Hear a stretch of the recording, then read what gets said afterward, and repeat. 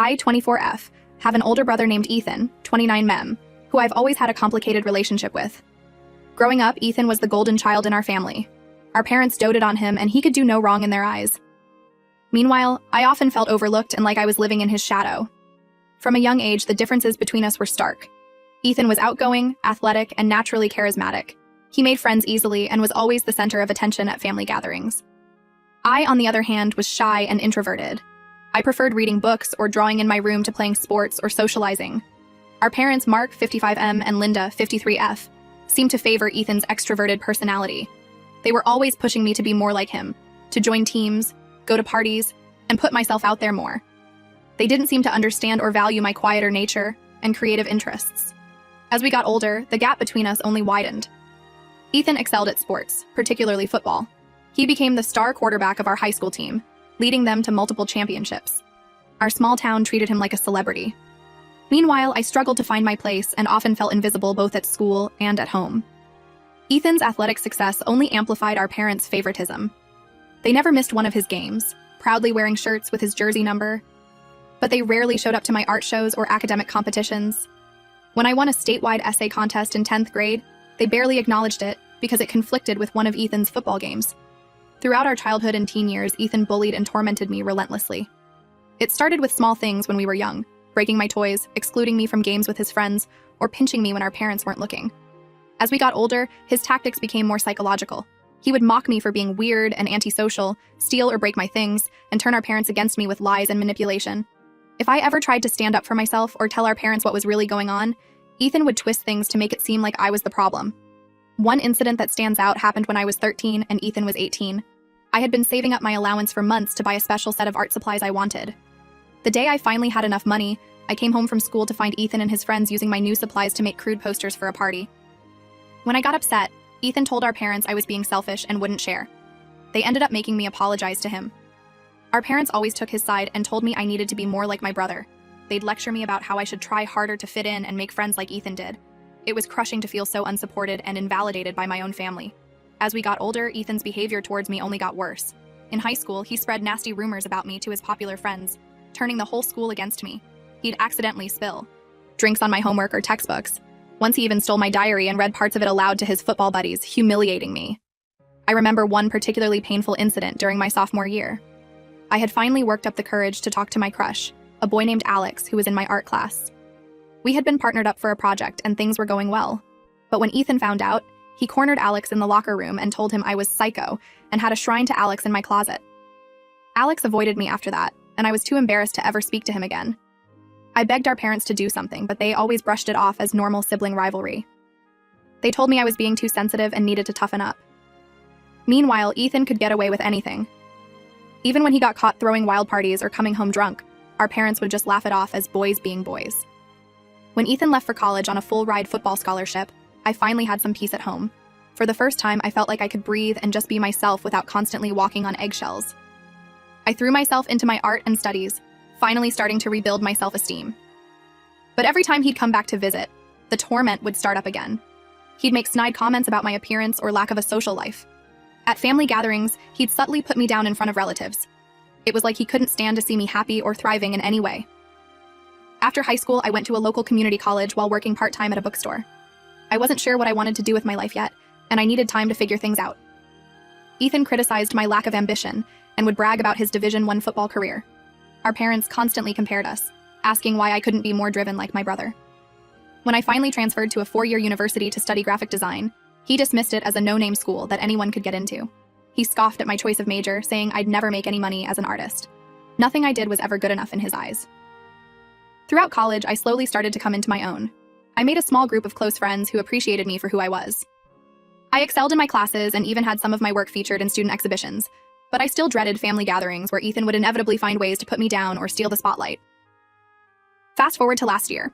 Ethan got engaged to his girlfriend of 2 years, Megan, 27F. I had only met Megan a handful of times, but she seemed nice enough. However, I couldn't help but notice how Ethan acted like a completely different person around her. He was charming, attentive, and portrayed himself as this perfect gentleman. It was so at odds with how I knew him to be behind closed doors. I remember the first time I met Megan at a family dinner. Ethan was on his best behavior, pulling out her chair and refilling her water glass. He even complimented my new haircut, something he'd never done before. It was surreal to watch. Part of me wanted to pull Megan aside and warn her about the real Ethan, but I knew no one would believe me. A few months ago, Ethan and Megan announced they were having an engagement party to celebrate with family and friends. I dreaded having to attend and put on a fake smile around my brother, but I felt obligated to go for appearances' sake. The night before the party, I was out with some friends at a bar when I spotted a familiar face across the room. It was Ethan, getting cozy with a woman who was definitely not his fiancée. I watched in shock as they kissed and left together. I was disgusted, but not entirely surprised that Ethan would cheat on Megan. It fit with the selfish, duplicitous person I knew him to be. Part of me wanted to tell Megan the truth right away, but I hesitated, knowing Ethan would find a way to spin things and make me look like the bad guy somehow. At the engagement party the next day, I felt sick watching Ethan and Megan play the happy couple. Ethan kept shooting me warning glances, clearly worried I'd say something about what I'd seen. I kept quiet during the party, but the knowledge was eating away at me. After mulling it over for a few days, I decided Megan deserved to know the truth before marrying my lying, cheating brother. I created an anonymous email account and sent her a message detailing what I'd witnessed at the bar, along with the date and location. I also mentioned that I had photo evidence if she needed proof. Within hours, all hell broke loose. Megan confronted Ethan and he initially tried to deny everything. But when she mentioned the photos, he broke down and admitted to cheating multiple times throughout their relationship. Megan called off the engagement on the spot. Ethan immediately suspected I was behind the anonymous email. He showed up at my apartment in a rage, screaming at me for ruining his life. I calmly told him that his own actions ruined his relationship, not me. For once, I refused to be intimidated by him. Our parents predictably took Ethan's side, berating me for betraying family and potentially costing Ethan his soulmate. I stood my ground and told them I wouldn't apologize for exposing the truth. If they wanted to keep enabling Ethan's horrible behavior, that was on them. It's been a few weeks now, and the family is still in turmoil. Ethan and our parents are barely speaking to me. Extended family members have taken sides. But honestly, I feel relieved to finally be free of the obligation to protect my brother's lies and keep up appearances. Megan reached out to thank me for telling her the truth before she made a huge mistake. That meant a lot and made me feel like I did the right thing, despite the fallout. I know it will take time for the dust to settle, but I don't regret my decision.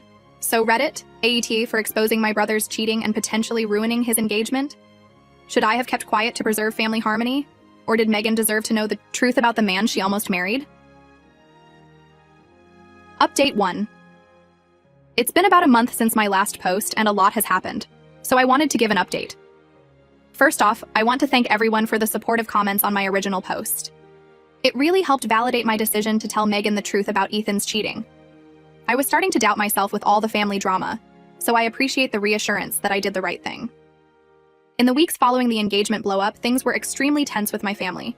Ethan continued to rage at me via text and voicemail, alternating between guilt-tripping and threats.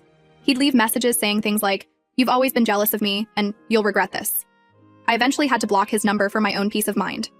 Our parents kept trying to pressure me into apologizing to Ethan and fixing things. They insisted I had overreacted and should have come to them or Ethan first, instead of telling Megan directly. My mom would call crying, saying I was tearing the family apart. My dad sent lengthy emails lecturing me about loyalty and how blood is thicker than water. I stood firm and refused to apologize for exposing the truth. Things came to a head at a family dinner about 2 weeks ago. Our parents had been pestering me to attend, saying we needed to move past this as a family. They promised it would just be the four of us having a calm discussion. Against my better judgment, I agreed to go. Big mistake. The whole evening was an ambush, with my parents and Ethan ganging up on me. They accused me of being jealous of Ethan's success and trying to sabotage his happiness out of spite. Ethan even had the audacity to claim I had misinterpreted what I saw at the bar and blown things out of proportion.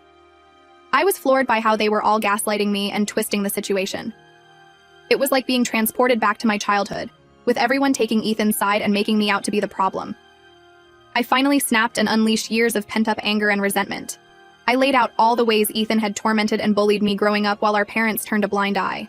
I talked about the lasting damage it had done to my self-esteem and ability to trust others. I told our parents they had failed me by always favoring Ethan and dismissing my pain. I brought up specific incidents they had brushed off over the years, like the time Ethan pushed me down the stairs and claimed it was an accident, or when he stole my college application essay, and our parents praised him for it. I talked about how their constant comparisons and criticism had made me feel worthless growing up. To my shock, my outburst actually seemed to get through to my mom a little bit. She got teary-eyed and admitted that maybe they hadn't always been fair in how they treated us. She said she had no idea things had been so bad between Ethan and me when we were younger. My dad and Ethan were furious, though. They stormed out, with Ethan calling me a pathetic, jealous bitch as he left. My dad slammed the door so hard a picture fell off the wall and shattered. In the days since that blowout dinner, my mom has reached out a few times to apologize and try to make amends. She said she's been doing a lot of reflecting on the past and realizes now how much she enabled Ethan's behavior. While I appreciate the effort, I'm not sure I'm ready to forgive decades of enabling Ethan's abuse just yet. I told her I need some time and space to process everything. My dad is still firmly on Team Ethan and thinks I'm blowing everything out of proportion. He keeps trying to push me to reconcile with my brother, saying family is family. He's been sending me long text messages about how I'm being selfish and immature. I've been ignoring his calls and texts for now. As for Ethan, he's been on a smear campaign trying to paint me as unstable and vindictive to anyone who will listen. He's been posting vague, dramatic statuses on social media about how you never know who will stab you in the back. A few extended family members and old family friends have reached out to chastise me for breaking up Ethan and Megan. I've been blocking numbers left and right. On a more positive note, Megan and I have been in touch a bit. She thanked me again for saving her from making a huge mistake. Apparently, Ethan had been gaslighting her for their entire relationship, making her doubt her own perceptions and instincts.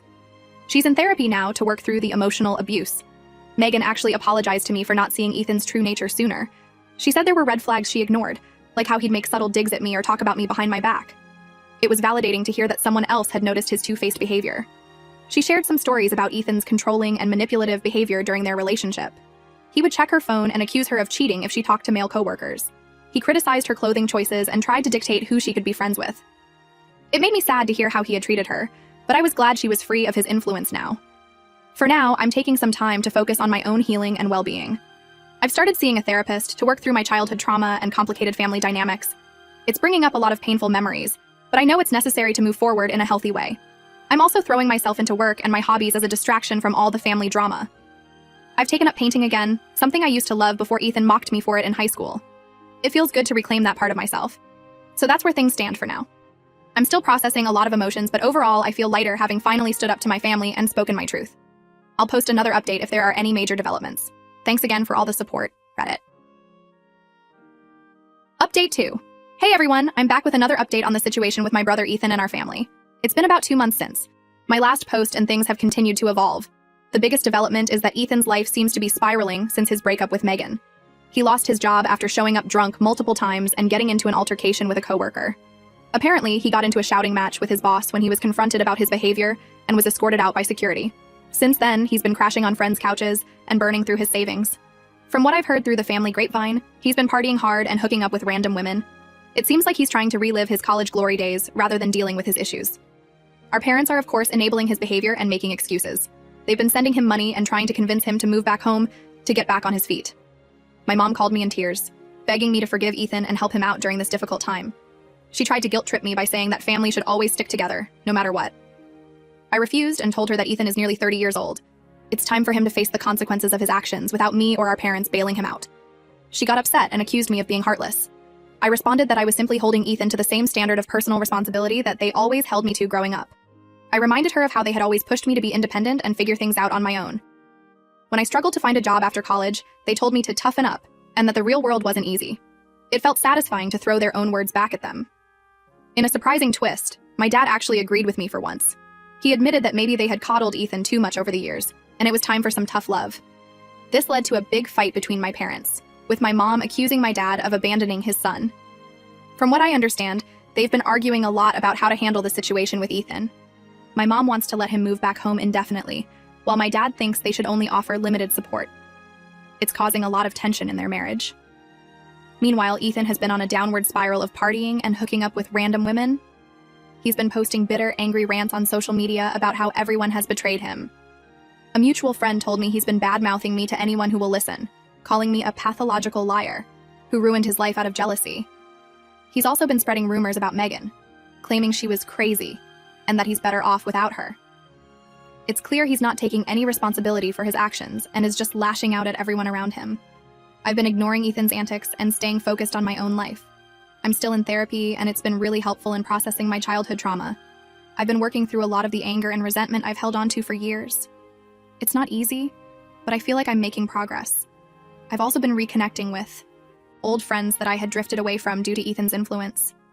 It's been nice to rebuild those relationships without his negative presence looming over everything.